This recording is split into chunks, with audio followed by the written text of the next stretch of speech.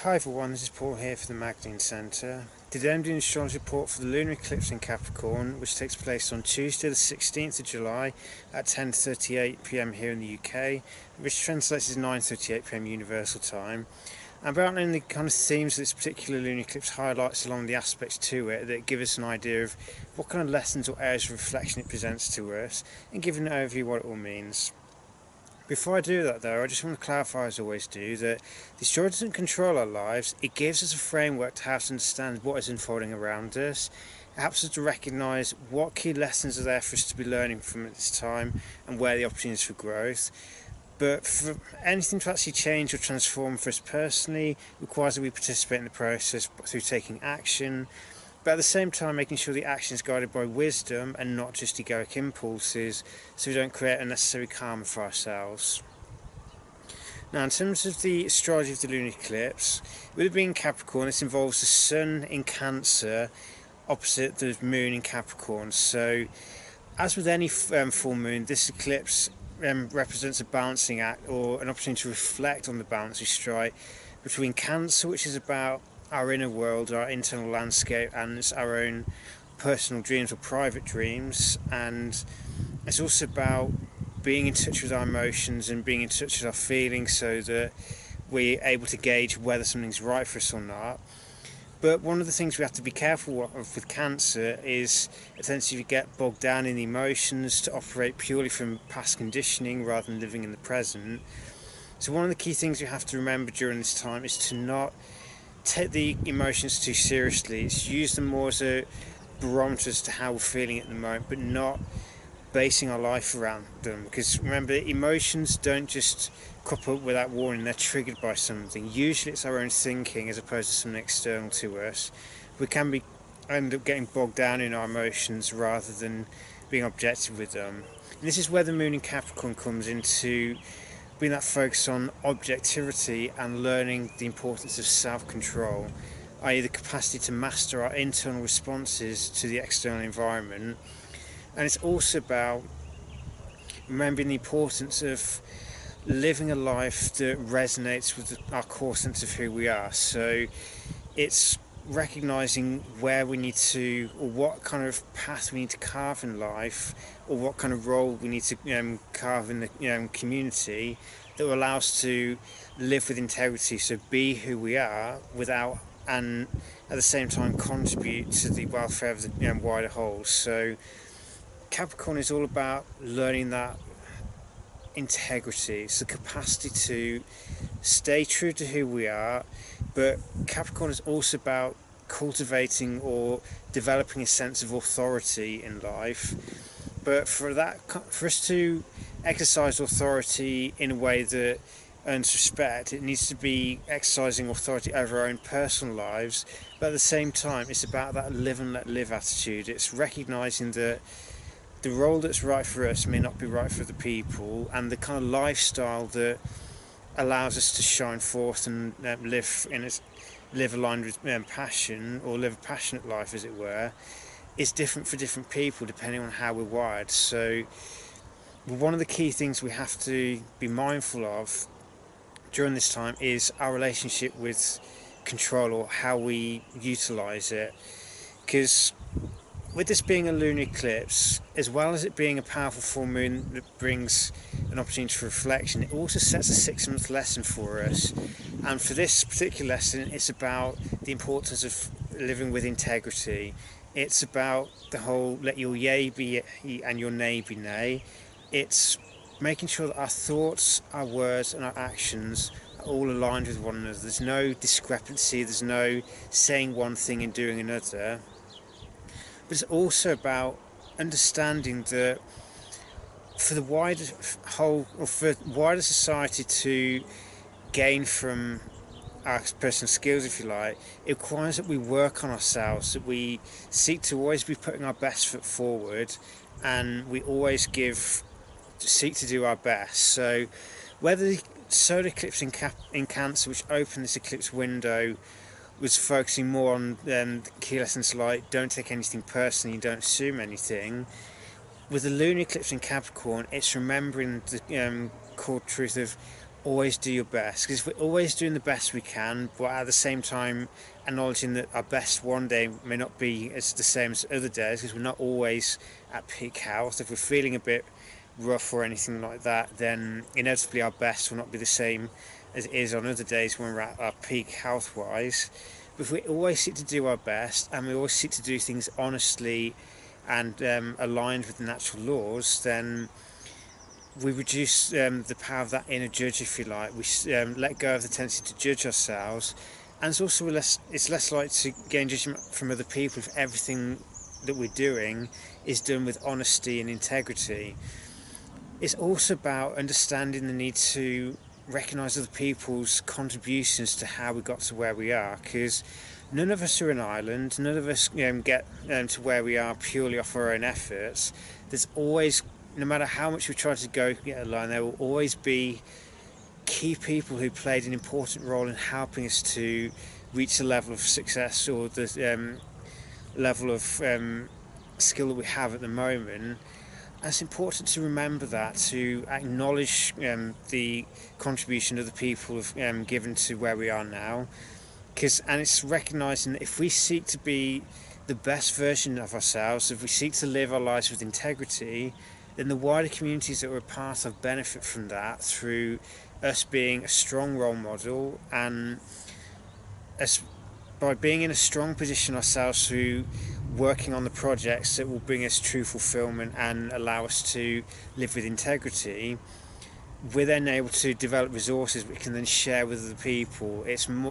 moving beyond the I, me, my of ego, and recognising at the higher level that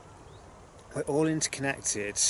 And this may sound more like an Aquarius thing, because Aquarius is more about the collective, if you like, but Capricorn is still a collective sign, and Capricorn sets the stage for the Aquarian process. It's for us to contribute as best we can to the communities that we're a part of. It requires that we first go through the effort of becoming the strongest versions of ourselves possible. It's the whole process of developing a backbone, developing the inner reserves of strength and resilience that come about through facing various trials and tribulations and facing the obstacles that push us to grow. And it's recognising that it's only through living with integrity and always seeking to be truthful and honest in our dealings with people that we avoid reaping karma for ourselves. So if we want to live a life without being pulled down by karmic reactions or karmic repercussions of our actions, then we have to make sure that we're living with integrity, that we allow the goals that we choose to pursue to be guided by wisdom and not just what will bring us instant gratification. And to understand the importance of applying discipline and self-control to how we pursue our goals, so the ego doesn't undermine the process, that we don't pursue a goal or try to pursue immediate gratification at the expense of other people. So it's understanding that if we want to truly achieve long-lasting success, if you like, in however you define it, it requires that we apply ourselves to the process of developing discipline and recognising that to go up the ladder of success, if you like, it requires that we acknowledge the people who helped us at each step of the journey, that we don't just rush into the process, we don't try to race ahead to success at the expense of other people. Because if we do things that go against the natural laws or the natural order of things, then we inevitably reap karma for ourselves. We experience significant opposition from the people around us because we're not playing our part to help uplift them at the same time. So the main thing to remember is that when it comes to pursuing the goals that we seek to achieve, we must make sure that we're living with integrity in the process, so that we guard our thoughts, guard our words and guard our actions to make sure they're all truthful and honest, and that we also remember to give back to the communities that may have helped us to get to where we are in the first place. Because if people have played a key role in helping us to take the next step up in the journey towards success, it's important that we acknowledge them, and that we remember to, if we can't pay it directly to them, that we pay it forward. So it's moving beyond any attitude of being a taker and recognising the importance of giving back, to have that giving and receiving dynamic rather than that taking at the expense of other people, or on the other end being completely irresponsible, refusing to take any responsibility for developing our own lives and from pursuing the goals that bring us true fulfillment, and instead relying on other people. It's letting go of dependency on other people, but it's also making sure that the way that we help other people doesn't create dependency as well. Because if we're doing it to create dependency, usually it's motivated by a subconscious desire to try and control the situation by keeping people dependent on us. And we may say that we resent the kind of people relying on us, but we have to acknowledge where our own actions have led to that kind of dependency, and instead transform it so that we seek to help people through showing them how they can empower themselves. And if we are living in plenty, it's sharing the resource we have with the people around us, and it's treating everyone as equal. So it's being respectful to people no matter what station in life is, no matter where they are relative to us. Doesn't matter whether they're in a lesser role or a role of higher authority. Either way,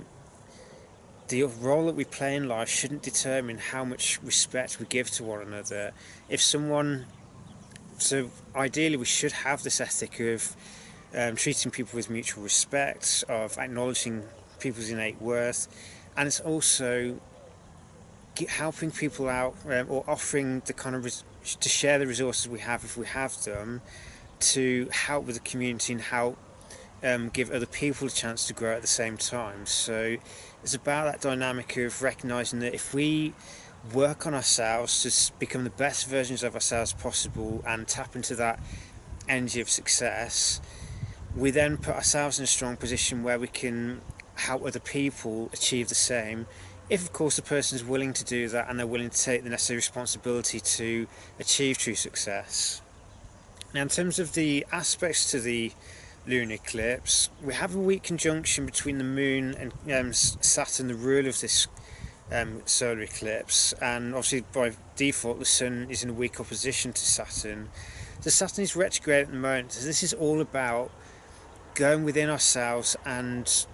recognising where we have key weaknesses, or where we're lacking in discipline, self-control, or lacking in integrity,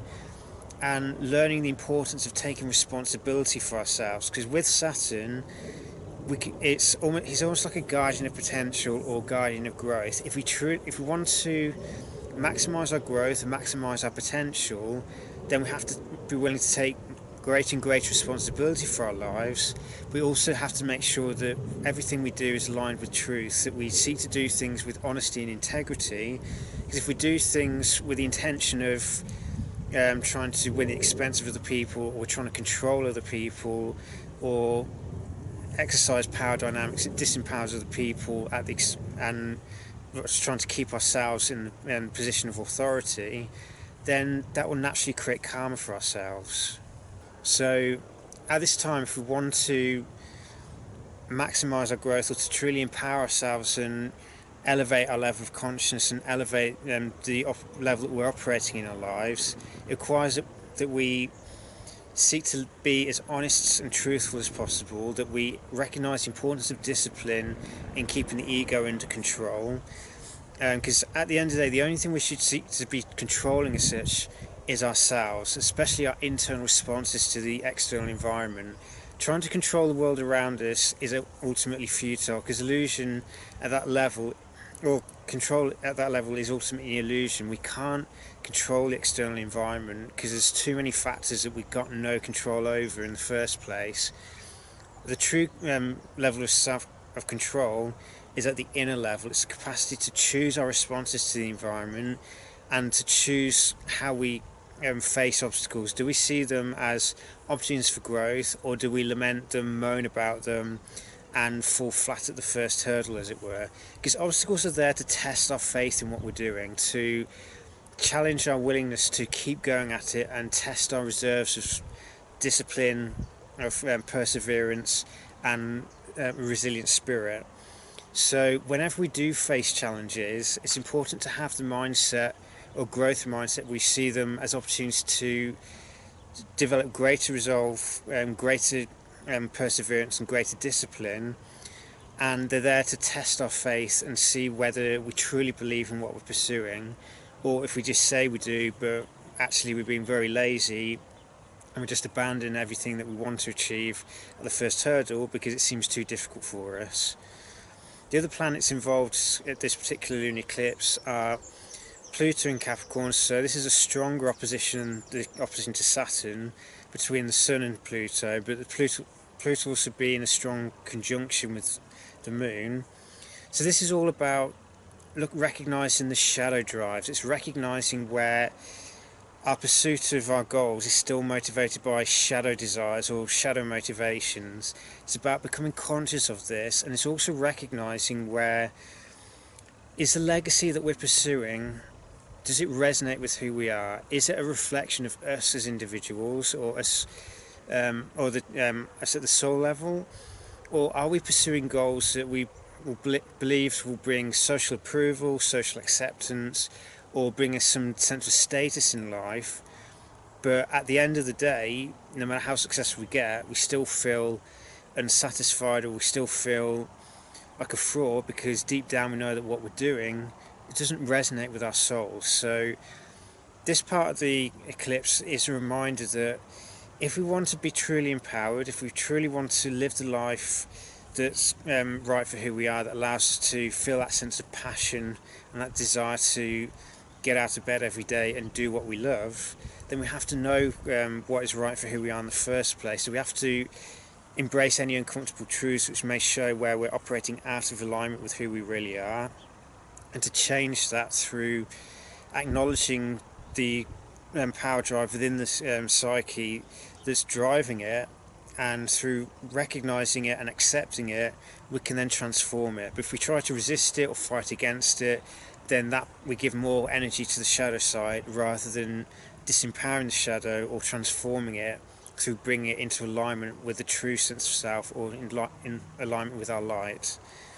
And the other aspect is going to be a trine from Neptune retrograde in Pisces, which is trine to the Sun, sextile to the Moon. This aspect reminds us of the importance of the capacity to go with the flow, is recognising that to truly deal with the flow, we have to embrace discipline from Saturn and surrender from Neptune. So Neptune is learning to surrender the old labels of the self, to surrender the old sense of self, and allow it to be dissolved by true, or dissolved by our spiritual side. So it's about dissolving the ego and recognizing ourselves as consciousness rather than a skin encapsulated ego. It's moving beyond the small self that operates from fear and needs to control everything, to the true self, which is about trusting the intuition, of learning to go with the flow and surrendering to a higher power. So it's recognizing that if we want to truly live a life that will reflect on our highest nature and bring us most blessings or abundance, if you like, it requires that we surrender to the natural cycles, that we surrender to the flow of energy that is governing everything in life. It's about moving beyond all of the thinking side to a place of stillness that allows us to tap into the intuition, which shows us what we need to be doing. And so part of it is learning to be present in our lives again. So if we struggle to be present, it's maybe time to recognise the importance of embracing some kind of spiritual practice that allows us to still our minds, to go within and recognise the guidance that our intuition's been trying to tell us all along, but it's been drowned out by the racket of the ego. So the more we can be present and embrace stillness, the more we can recognise what is our true goals, or what is our true heart's desires, if you like, as opposed to what the ego would tell us we want to be pursuing. And from that, recognising the foundation that we want to be building, it's putting the foundations in place that allow us to achieve the goals in the long term, that will allow us to